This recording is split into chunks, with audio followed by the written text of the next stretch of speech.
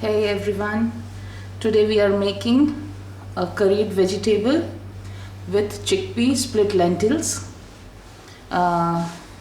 This is the sweet bottle gourd, which we call dudi in Gujarati and ghia in Hindi.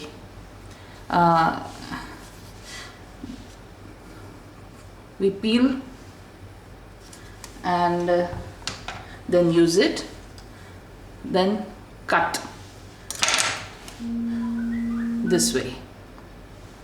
But same as eggplant, aubergine, we submerge the cut pieces in water so it doesn't go black and it retains its color, and not only that, it goes bitter.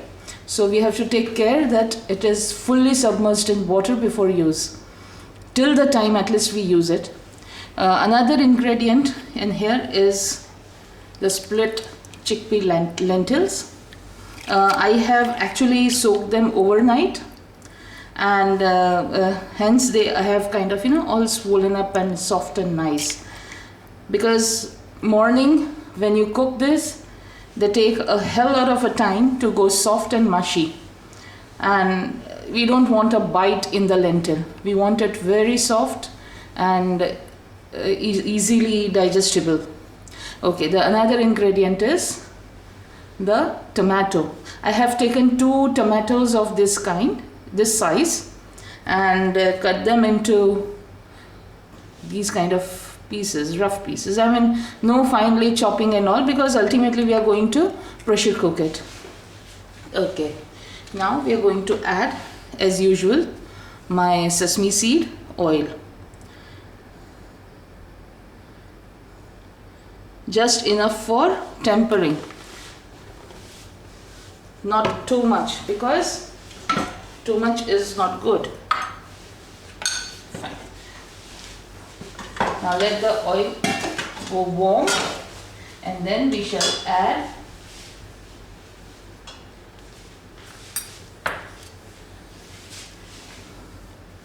the red chilies. First thing that we add here is the dry red chilies, so they let off their taste in here. Okay. But I have removed those spicy tasting seeds. These are the fenugreek seeds. Okay. As you see, it's already frothing. A spoon and over mustard seeds.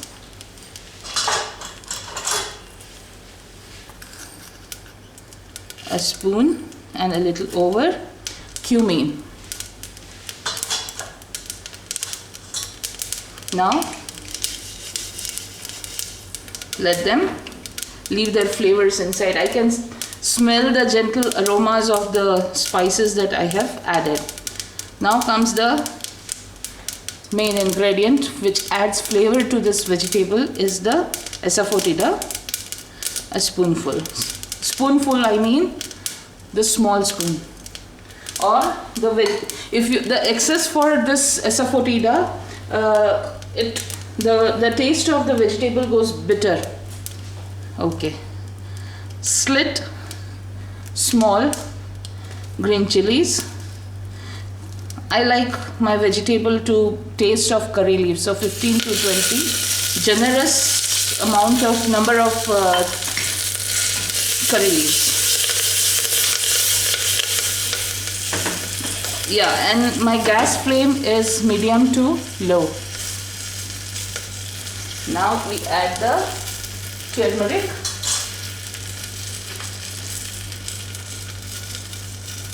I see in a lot of TV shows that the chefs add a generous amount of turmeric powder, but it's not very good because it just destroys the taste. Okay, now we have added every single thing.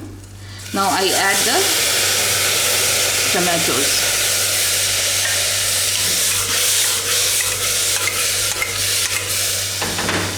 Now I add the chickpeas.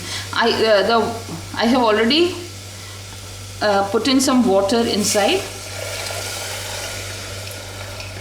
Along with the water, I'll add the chickpeas. Now, the split chickpeas, when you soak them, just wash them twice, thrice, and then soak them, because we don't know where they have come from before they landed up in our homes. Okay, now I'm adding the sweet gourd. Don't worry about the pieces being of this kind. They'll separate once they cook.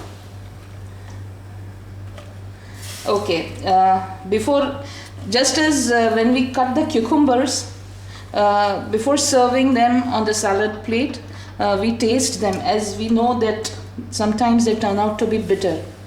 Now, the sweet gourd also has this tendency of being naturally bitter. So before cutting them to pieces and immersing them in water, first thing that you do is taste a little bit of piece and find out whether it's sweet or it's bitter. Because you don't want to discover the bitterness of the vegetable after you have gone through all this process of cooking. It's all the efforts gone waste, because you'll have to kind of just bin the entire thing and throw it away. Okay, now I'm adding. Normally, routinely, we add jaggery to balance the tanginess of the tomatoes and the entire vegetable, because the split chickpeas actually are very, very, they have absolutely no taste in that sense. They are very pasty. So when we add the tomatoes, the veggie gets very, very sour. So to balance out, normally we add jaggery or cane sugar or palm sugar or whatever, but I'm not adding any of those processed sugars. I'm adding a couple of dates. I don't like my veggie to be sour and tangy. Of course, not very sweet also, but a balance. The main ingredient, the king, salt to taste. Okay. And now we'll just give it a gentle toss.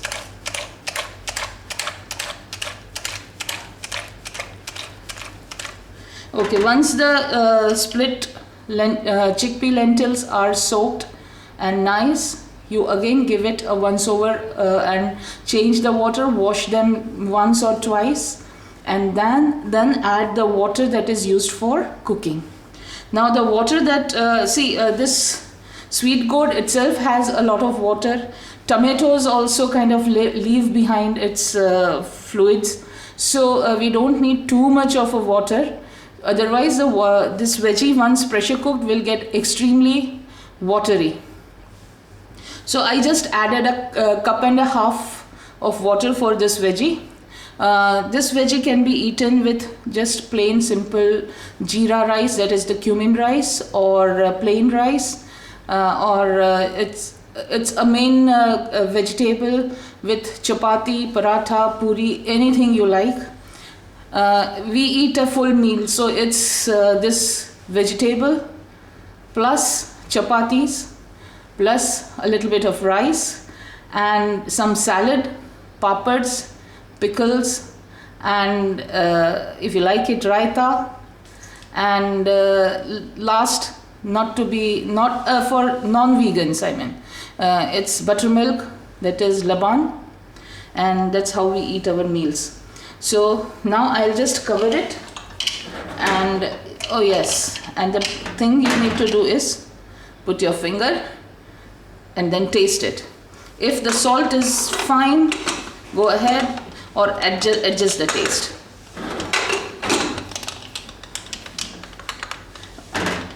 Okay, now I'll put the gas on a medium to high and allow some 3 to 4 whistles. I've put the pressure on. So it will give out some 3 to 4 whistles, and after that I'll turn off the gas. Let the pressure cooker come down to its own temperature, cool down, then open the lid. Okay, now when I'm using jaggery, I don't add the jaggery when I pressure cook the veggie. It's only after I open the lid once the veggie is cooked, I add the jaggery, some chili powder, and simmer it for a little while, and then it's ready to eat. So now let's wait for the whistles to the pressure to build up and the whistles to go up, and we'll wait for 3 to 4 whistles. Number 2.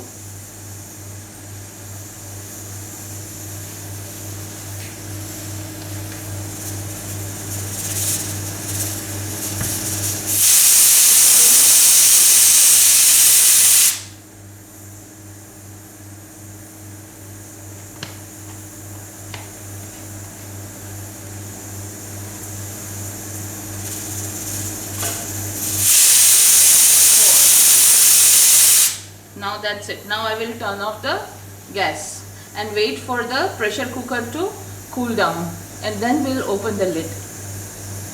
That it gives, but not much.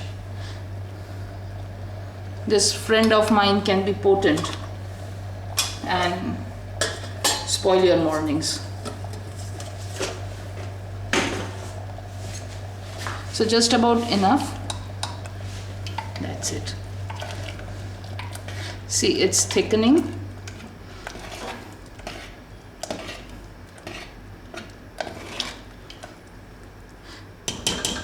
Now I'll just let it simmer for half a minute, and then we'll see how it looks.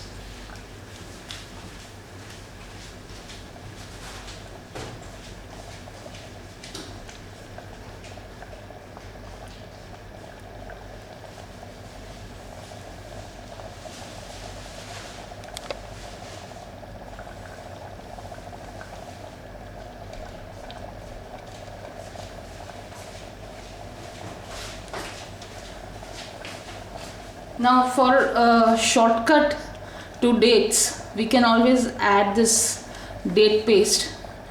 We get it here, and I use this date paste many times if I am short of time, or if you need to kind of feel the taste of the dates is slightly low, you can always add this later. Okay, now it's simmered and come out really nice. You can garnish it with coriander, finely chopped, cilantro, dhania,